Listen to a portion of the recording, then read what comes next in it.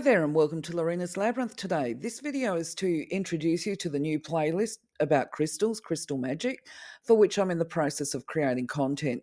Now, as always, I recognise that I do need to do research, especially if I'm providing stuff that's supposedly evidence-based, because obviously if you've got information that's evidence-based, it's subject to new information. So I have to make sure that the content is not superseded or misplaced. But what I've found is that as I'm doing my research, that my jaw is hitting the floor on a number of times with the amount of conflicting information around. And this isn't just about the healing properties of crystals, but also about care and maintenance. Now, usually the type of information around care is provided by crystal retailers or wholesalers. So I figure as somebody who has not only used crystals, who surrounds themselves with them, who has a passion for them, but as a person who has also retailed them historically, I don't retail them now, I'm pretty well placed to give an honest opinion because I don't have a vested interest, if you like. I'm not invested in the outcome of whether or not you buy my product because I'm not selling one. I'm just giving you some information. So, the information that you can expect to see on the videos that will be on this playlist will include the following. We'll be talking about discussing, I hope you'll participate in them, the appearance of the videos, what they look like, the specific purposes for healing, how we use them metaphysically. We'll also be talking about their colour, their shapes, their hues in regard to a specific crystal, if you like. What should they look like? And should you go for polished or uncut crystals? What's the difference? Okay. Then there's questions people have like, well, does a crystal have flaws? Should you use a crystal if they've got flaws? Are they even flaws anyway? Maybe they're a positive. And the other thing too is, which not a lot of crystal retailers are going to tell you this, especially if you're using unpolished and unrefined crystals, the natural ore I like to call them. Are there any safety considerations for using a specific crystal? And actually, sometimes there is. So I will be talking about those as well. When I do the specific video content or crystal specific video content, we'll be talking about its associations with a chakra or more than one chakra. A good rule of thumb is that the color of the crystal identifies which chakra it's best suited to work with, if you like. But this is not always the case. In the crystal specific videos, however, we will discuss how you can use them, whether they are suitable for one chakra or more than one chakra, how they interact with other healing crystals across all of the chakras to help benefit and raise your own energy and balance it. You'll also be able to access information to help you in selecting specific crystals, and to identify if you're being drawn to a crystal, if you're being guided to purchase it, or if you're guided to find it, and whether or not this desire is about raising your vibration or because you've got specific healing needs, what crystals might be suitable for whatever the purpose is. Like, if you are suffering from emotional outbursts or pain or whatever, is there a particular crystal that might work well to help heal and calm and soothe your nerves? So we'll talk about things like that. We'll discuss the pros and cons or differences, if there are any, between using uncut crystals and polished crystals. You'll get some strategy on how to trust your instincts when you're actually buying, and if there's contraindications for a crystal. Straight off the bat, I can think of a couple of crystals that I would not recommend to people who are experiencing addiction and withdrawal symptoms. And then on the other hand, I can think immediately of crystals that could be recommended to people suffering and experiencing psychosis. We'll look at the questions of, do manufactured or synthetic type crystals have any healing powers or any value to them from a metaphysical perspective? So I'll also be giving you some buying tips as well. As previously stated, I did sell crystals historically. I retailed them. So I'll be providing you information along the lines of buyer beware to help you to avoid those unethical charlatans out there who sell items marked as the genuine article when they're actually not. Sometimes they're not even crystals, but they're actually fake products instead. So I hope it'll be an interactive conversation where we talk about where we can purchase them, And also have a discussion about, should we even be buying crystals or should we be finding them? Some cultures believe that crystals should remain in the earth, from where they were created and left there. But we can have a talk about that. So, yes, the specific video content is going to refer to the metaphysical properties of each crystal. And of course, what we're talking about when we say metaphysical properties is things which are, what crystals are recommended if you're struggling with money, feeling unsafe, need protection, such as talismans. If you're attempting to develop your telepathy or telepathic communication, astral travel, so forth. The list goes on and on.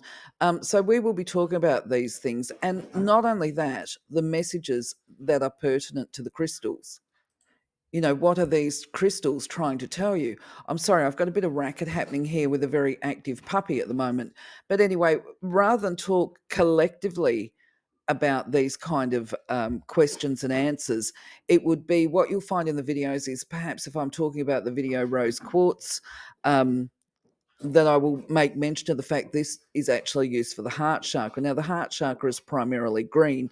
So if you're a lay person, you wouldn't realize that rose quartz is actually very good for the heart chakra because it's actually pink. And rose quartz is very popular because you can use it in a number of different ways with other crystals, um, as part of maximizing and energizing, if you like.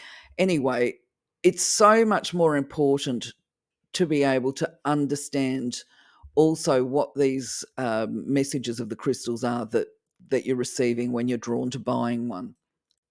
I'll also give you some information on how to care for your crystal. This is in the specific videos. I may even make an overall video, a general type one, on what you can do to care for your crystals to maintain their energetic integrity. This can involve keeping them physically clean, such as dust free, or to energetically clear and ready them for use. Now, in each specific video, I will definitely talk about the cleaning and clearing options for each crystal. Sometimes we will see a blanket statement, for example, that crystals should not be placed near water or they should not be immersed in water, but there are times and circumstances where they can be. So they're the copy and pasting that I refer to. Sometimes, on the other hand, the treatment of a crystal can actually destroy it, where it will break completely and you can't use it. So we'll be talking about that on each video related to each crystal. Other topics will include the use of a specific crystal within a certain situation, such as, do we use it for meditation? Do we use it or wear it as a jewelry item? And also, if we're using it for healing purposes, how to attune or program your crystal for use, along with information and tips that I have picked up along the way. Information such as that, connecting to the keeper of the crystal, observations that I've made watching people use crystals, actually actively using them, or where I believe a crystal website owner may have shared misinformation about a crystal from one site to another. I've also been able to make many links and connections as to the function and purpose of a crystal, simply by observing the interactions between people and a crystal that they're drawn to. And also, when I've been doing my readings and providing psychic services, when I'm not delivering psychic services and when I've been attending the psychic fairs doing the crystal stalls, I've actually seen people walk straight to a crystal. Um, and their intent when they're handling it is really interesting, because a lot of the time they're skeptics or cynics and they say, I don't believe in this stuff, it's just rubbish, but I don't mind having a look at a pretty rock. And you're like, oh, thank you very much, right? So you watch them and you listen to them say how cynical they are, and they're there to support their wife or whatever.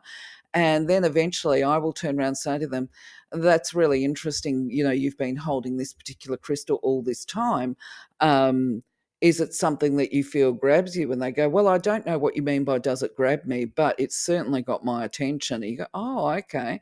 And then I would say, well, that would suggest to me that you're actually addressing these types of issues, and just tell them straight up, which they then almost have a coronary because they think that they've just had a reading. This is quite common the case. And they will say, did you read me? And get all offended. It's like, no, I don't need to read you. You went to that crystal. That's what that crystal's healing properties are. And it makes these people, I absolutely love and thrive on those kind of interactions, because these people will generally have to reconsider their whole belief system and what they think about metaphysical purposes and all the rest of it. It's definitely very emotionally rewarding. But anyway, I will share that kind of information with you, these kind of little stories that I might have. I will challenge perhaps some of the myths that are online, because I've tested and tried a lot of these things that we should, quotation marks, or shouldn't do. For instance, lepidolite is a crystal that's not recommended for water immersion, and I can assure you that there are times where it can be used in water. I will regularly put it in my bathtub when I'm doing a pamper. Actually, little tip there, I use lepidolite, clear quartz, and rose quartz if I really feel like doing some nurturing of myself. Now, I would just also point out here is lepidolite is not a crystal that you can always put in water. Okay, it's under certain conditions and circumstances, so I wouldn't suggest that you go and do that yourself. That you give it a try with your best lepidolite. Wait until we have the video, and I'll give you the reasons and the times when you can do it, what type of crystal or what form and shape of the lepidolite that you can use it with. Um, and I really hope that you will share your experience and uses as well. Your knowledge and information is vital too to helping other people to understand. So, my friends, in an effort to keep this video very, very brief because it is an introduction, I would just like to say thank you for being part of my journey. I hope to see you on the next videos on the playlist and on the throughout the channel.